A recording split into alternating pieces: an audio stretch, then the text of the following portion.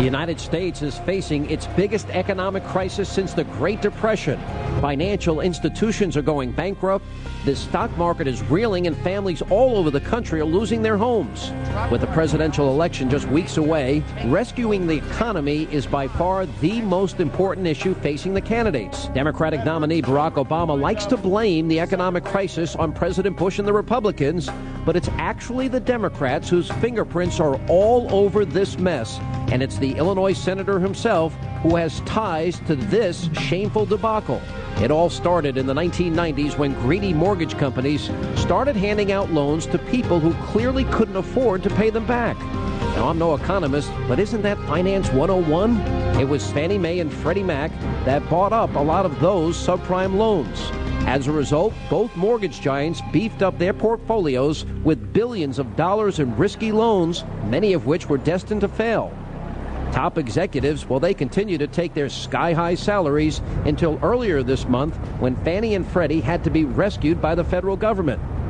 So what does this all have to do with Barack Obama? Well, two of the presidential nominee's advisors are knee-deep in the Fannie Mae mess. Longtime Washington Democrat James Johnson was the CEO of Fannie Mae from 1991 to 1998.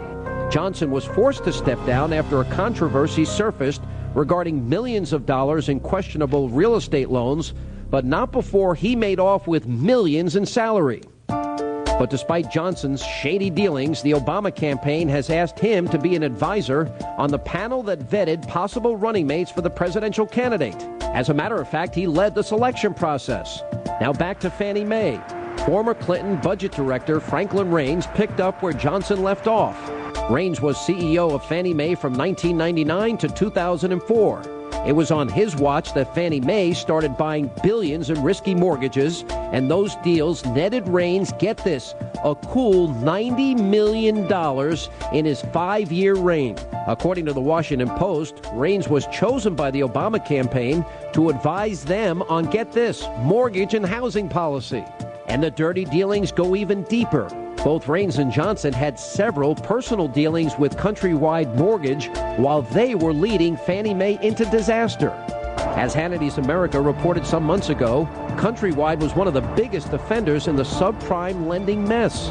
And earlier this year, the company had to be rescued by the Bank of America to keep it from completely going under.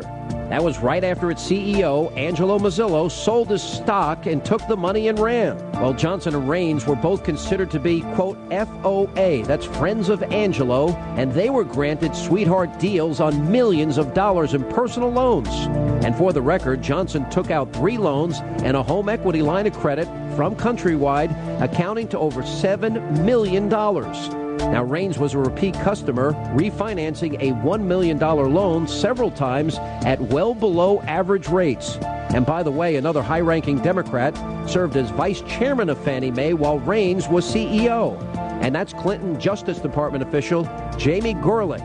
She's also known as the author of the, quote, Wall of Separation. That's the wall that kept the CIA and the FBI from sharing terror information before 9/11.